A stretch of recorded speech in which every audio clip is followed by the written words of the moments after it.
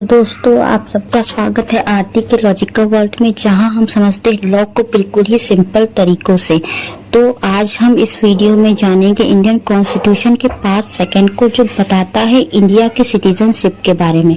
Article 5 to 11 ये बताता है कि कौन भारत के नागरिक हैं और इनके क्या अधिकार हैं।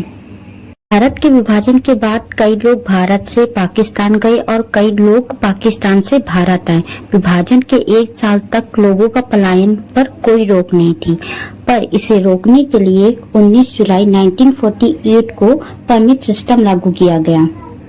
उन लोगों के लिए है जिनका डोमिसाइल इंडिया है।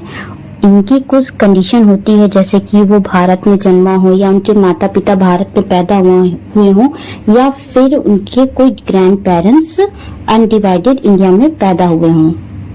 और अगर ऐसा नहीं हो तो एटलीस्ट जब वो कॉन्स्टिट्यूशन लागू हुआ हो 26 जनवरी 1950 तक उनको इंडिया में रहते हुए 5 साल हो चुके हों।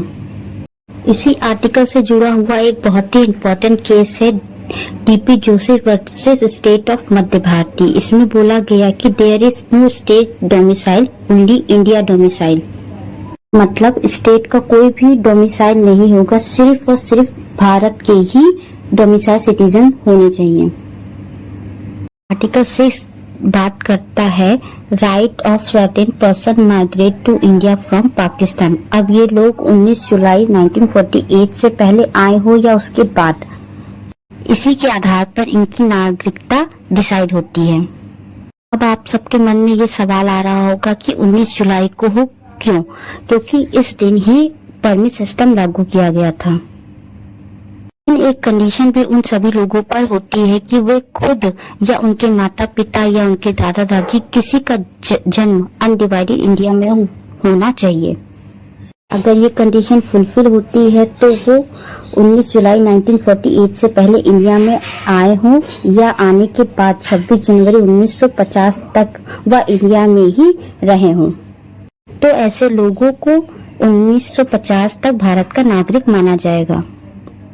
इसके बाद जो भी लोग भारत आए हों, चाहे वो भारत में पैदा हुए हों या उनके माता पिता दादा दादी किसी का भी जन्म अनडिवाइडेड इंडिया में हुआ हो, अगर ये कंडीशन होते हैं तो ऐसे लोगों को नागरिकता लेने के लिए 6 महीने तक भारत में रहने के बाद रजिस्ट्रेशन कराना होगा।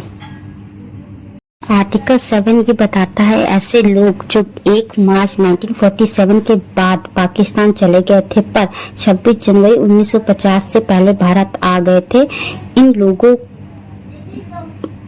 को भारत में 6 महीने रहने के बाद अपने को रजिस्ट्रेशन करवाना था। आप सोच रहे होंगे कि 1 मार्च 1947 की डेट क्यों डिसाइड की गई, तो आप लोगों को बता दें कि ये वो डेट है जिस दिन पार्टीशन को लेकर दंगे शुरू हुए थे, कारण हजारों लोग पलायन कर चुके थे। तो ऐसे लोग जो वापस भारत आए, तो उन्हीं में से कौन भारत का नागरिक है या और कौन नहीं, इसको जानने के लिए आर्टिकल 7 बनाया गया। आर्टिकल 8 ऐसे लोगों की बात करता है जो भारत के ओरिजिन के तो हैं पर दूसरे देश में रहते हैं। उनको सिर्फ 3 कंडीशन होनी चाहिए, जैसे कि उनके माता पिता दादा दादी कोई भी अनडिवाइडेड इंडिया में पैदा हुआ हो। तो बस इतना करना था कि वो जिस भी कंट्री में रह रहे हैं वहाँ के इंडियन डिप्लोमेटिक या कंसुलर रजिस्ट्रार के ऑफिस जाकर अपना रजिस्ट्रेशन करवाना था। ऐसा करने से लोगों को 26 जनवरी 1950 तक भारत का नागरिक माना गया। आर्टिकल 9 ये कहता है कि अगर ऐसा कोई भी भारत का नागरिक खुद से किसी दूसरे देश की नागरिकता लेता है तो ऐसे में उसकी भारत की नागरिकता खुद ब खुद खत्म हो जाएगी, क्योंकि भारत में डुअल सिटीजन का कॉन्सेप्ट नहीं है। आर्टिकल 10 हमको बताता है कि आर्टिकल 5 से लेकर 8 तक हमको ये बताएगा कि 26 जनवरी 1950 तक कौन भारत का नागरिक माना जाएगा या कौन नहीं। जो भारत का नागरिक है वो हमेशा भारत के नागरिक माने जाते रहेंगे जब तक कि पार्लियामेंट कोई ऐसा कानून ना बना दे जिसमें इनकी नागरिकता खत्म हो जाए। इसका मतलब है आर्टिकल 10 भारत के पार्लियामेंट को ये पावर देता है कि वो ऐसा कानून बना सकते हैं जिसमें इनकी नागरिकता खत्म हो सकती है।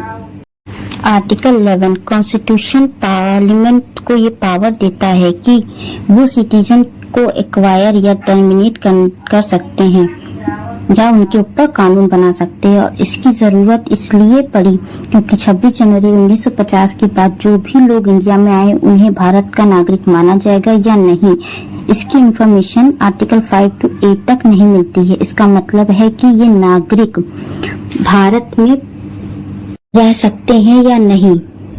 इसके ऊपर कानून बनाने का अधिकार पार्लियामेंट को दिया गया, जिसके तहत पार्लियामेंट ने इंडियन सिटीजनशिप एक्ट 1955 पास किया। सो आज के लिए बस इतना ही। अगर आपको ये वीडियो पसंद आई है तो लाइक करें, शेयर करें और आरटी लॉजिकल वर्ल्ड को सब्सक्राइब करना ना भूलें। कानून को समझना अब मुश्किल नहीं, क्योंकि हम लाते हैं सिंप्लीफाइड लीगल ज्ञान।